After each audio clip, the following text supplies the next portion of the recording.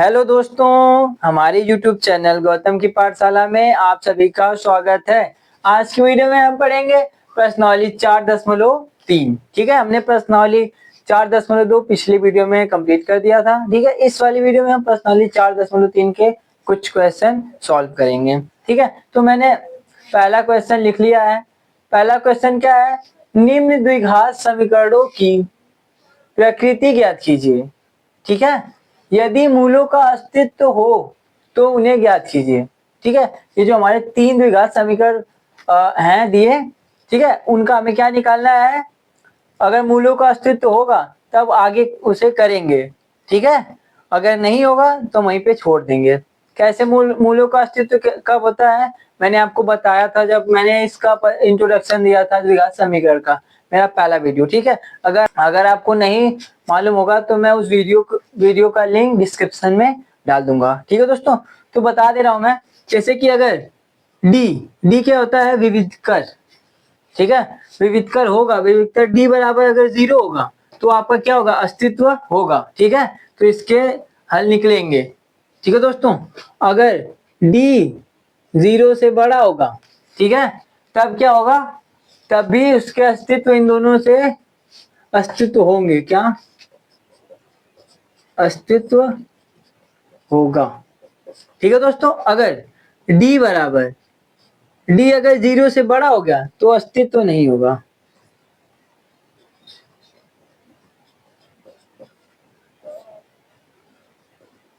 नहीं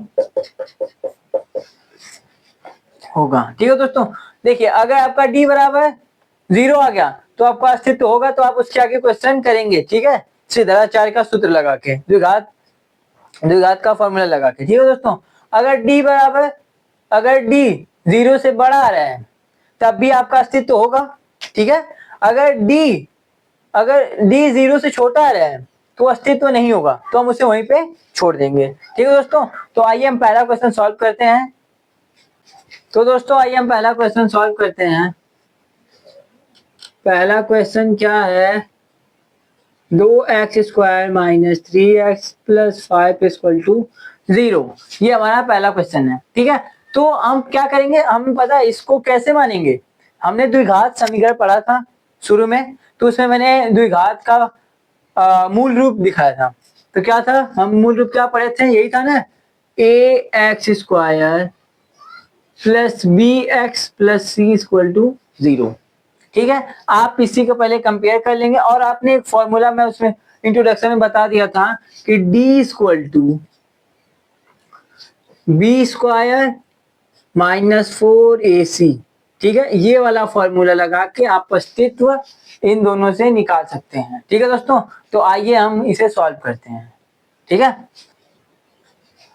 तो दोस्तों आइए हम क्वेश्चन अब सॉल्व करते हैं। तो 2x² minus 3x plus 5 equal to 0, तो हम लिखेंगे समीकरण 2x² minus 3x plus 5 equal to 0 से व्यापक समीकरण ax² plus bx plus c equal to 0 से तुलना करने पर क्या कर देंगे, कंपेयर। ठीक है, क्या कर देंगे, कंपेयर कर देंगे। तो देखिए कंपेयर करने के बाद क्या रहा है, a बराबर पर क्या मिलेगा, हाँ 2 मिलेगा, क्योंकि देखिए a इससे आप इससे कंपेयर करेंगे तो 2 मिला। अब b बराबर क्या मिला, b आपका ये रहा, और b कितना है, b कितना है, माइनस का 3, और c इक्वल टू क्या है, c, और यहाँ पे ये c कितना है, 5। ठीक है, तो दोस्तों देखिए a b c आपका निकल के आ गया। ठीक है, अब हम क्या करेंगे, अब हम विविधकर d लिखेंगे। d बराबर फॉर्मूला क्या है, b², ठीक है, माइनस 4ac। ठीक है, तो d इक्वल टू क्या आ गया, b कितना है आपका, हाँ b है माइनस का 3। ठीक है, तो इसका हो जाएगा होल स्क्वायर माइनस 4 गुणे a कितना है, 2। ठीक है, और c कितना है, 5। ठीक है, तो d बराबर 3 तरीके 9 हो जाएगा, होगा, माइनस से माइनस खत्म हो गया, तो ये जाएगा माइनस 4 दूना 8। ठीक है, 8 5 40, तो d बराबर कितना आ गया, माइनस का 31 आ गया। तो देखिए ये 0 से बड़ा है कि 0 से छोटा, तो ये भाई 0 से छोटा है। तो क्या हो जाएगा, डी क्या है, 0 से छोटा है, तो हम लिख देंगे अतः इस समीकरण का अस्तित्व नहीं है, अतः इसका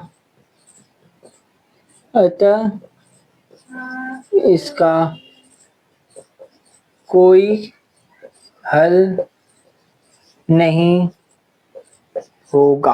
दोस्तों जो हमारा पहला क्वेश्चन क्या हो गया, सॉल्व हो गया। इसी तरह अब हम दूसरा क्वेश्चन सॉल्व करेंगे। तो आइए हम दूसरा क्वेश्चन सॉल्व करते हैं। तो दोस्तों आइए हम दूसरा क्वेश्चन सॉल्व करते हैं। दूसरा क्वेश्चन क्या है हमारा, 3x² माइनस 4√3x, ठीक है, plus 4 equal to 0।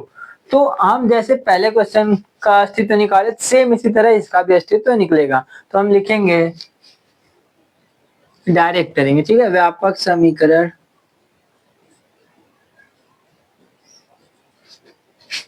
ax² plus bx plus c equal to 0 से तुलना करने पर,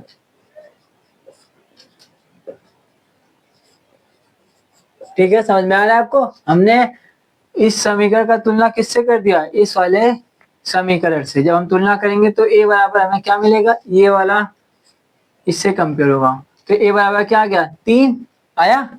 अब b बराबर देखेंगे, bx, तो ये वाला, तो इसका क्या है भाई, माइनस का 4√3 है। अब देखिए c बराबर क्या होगा, 4, ठीक है।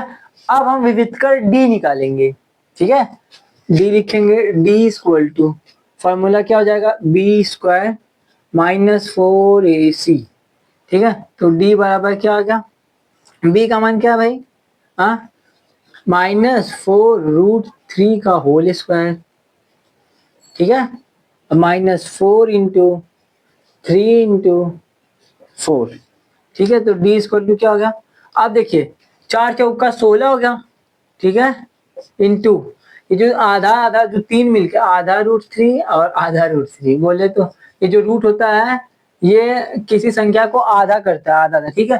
तो ये दोनों आधे आधे मिलके क्या हो जाएंगे, 3 पूरा, ठीक है। और ये जो माइनस माइनस था वो कट गया, ठीक है, क्योंकि माइनस माइनस प्लस हो जाएगा। तो 16 में 3 का 16 48 हो जाएगा, होगा 48। अब देखिए तो पूरा टोटल कितना आ गया, यहाँ से यहाँ तक 48, ये माइनस 4 चौका 16, 16 48। तो d बराबर क्या आ गया, 0। क्या आ गया, d बराबर 0। अगर d 0 के बराबर होगा तो उसका अस्तित्व होगा, होगा कि नहीं, क्या होगा, अस्तित्व है। लिख देंगे अस्तित्व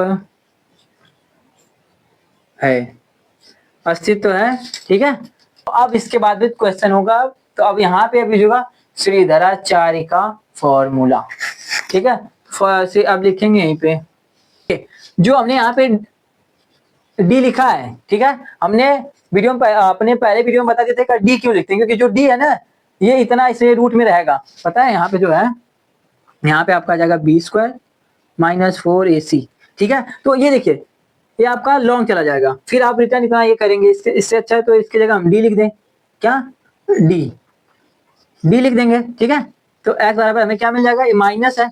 अब देखिए b बराबर क्या है, माइनस का 4√3 है। अब प्लस माइनस d बराबर क्या है, 0, ठीक है। अब ये 2 इंटू ये कितना है, 3।